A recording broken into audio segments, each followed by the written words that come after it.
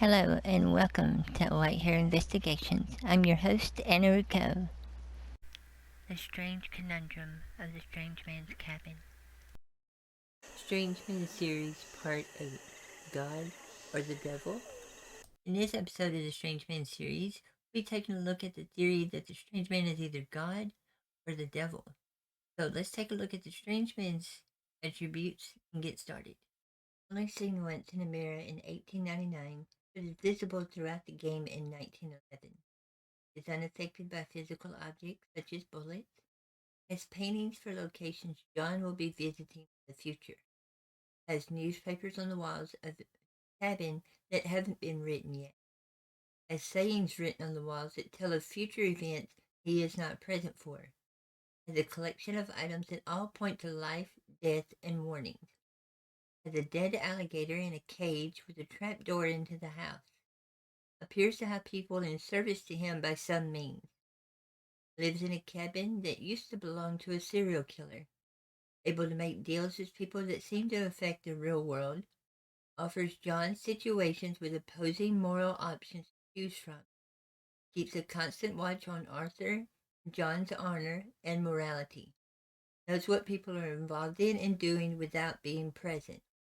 Knows the final resting place of John, Abigail, and Uncle before their deaths. God is described by these four main attributes. Omnipotent means all-powerful. Omnipresence means everywhere at once. Omnibenevolence means all-loving. Omniscience means all-knowing. The devil is described with these attributes. Fierce and cruel. He is described as a lion who walks about looking for things to devour. Powerful. Even Michael the archangel would not rebuke him without calling upon the name of the Almighty. Deceitful. His methods consist of deception and trickery. Subtle. He tends to offer gentle suggestions that will lead to a dark end. Only seen once in a mirror in 1899, but is visible throughout the game in 1911. Now, since God and the devil are both supernatural, they both get a check on this one. He is unaffected by physical objects such as bullets. Damn you! Yes, many have.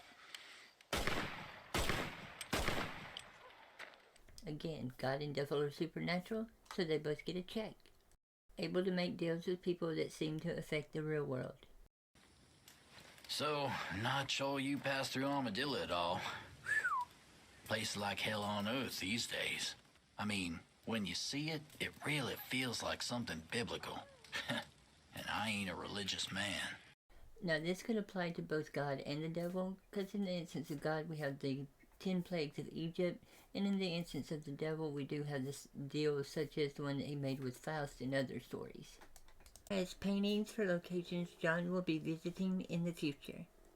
So according to the research I was able to do, God can see the future, but the devil doesn't have that ability. So for that reason, God gets a check and the devil gets an X. Has newspapers on the walls of this cabin that haven't been written yet. Again, this deals with future events, so God gets the check, the devil gets the X. Has sayings written on the walls that tell of future events he is not present for. And just like the last two, God gets the check mark, the devil gets the X. Knows what people are involved in and doing without being present. Do you remember Hattie McCourt's face? Who? She was a girl Dutch Vanderlyn shot in the head on that raid on the ferry a few years back.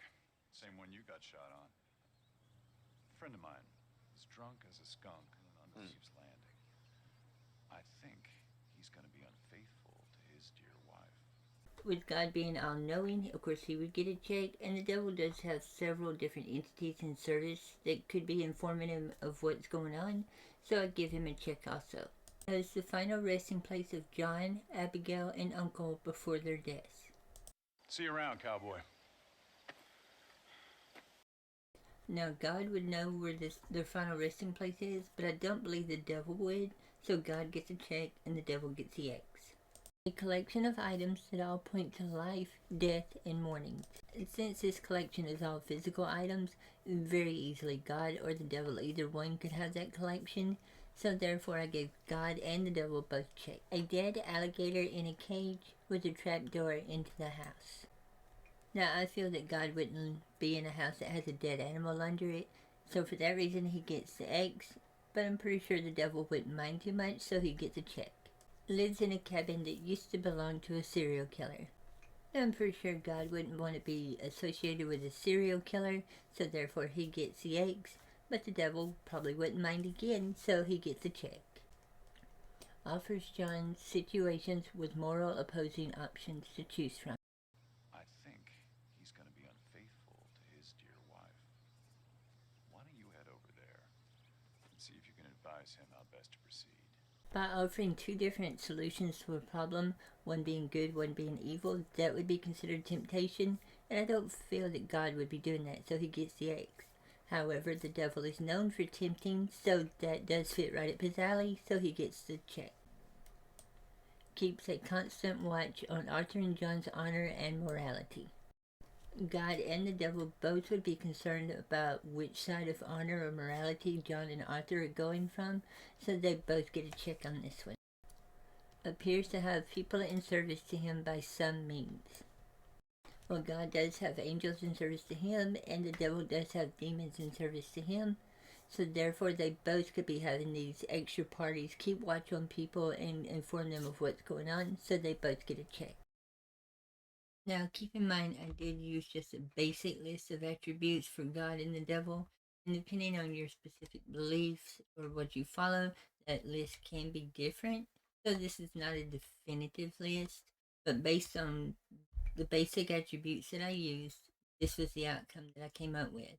That neither God nor the devil, either one fit 100% as being the Strangeman. And this is also, again, what I expected, just like I did in the other researches. And in the next episode, we will have our conclusion and I'll explain why. I'd like to give a shout out to Trippy Commentaries for allowing me to use some of his videos in this episode.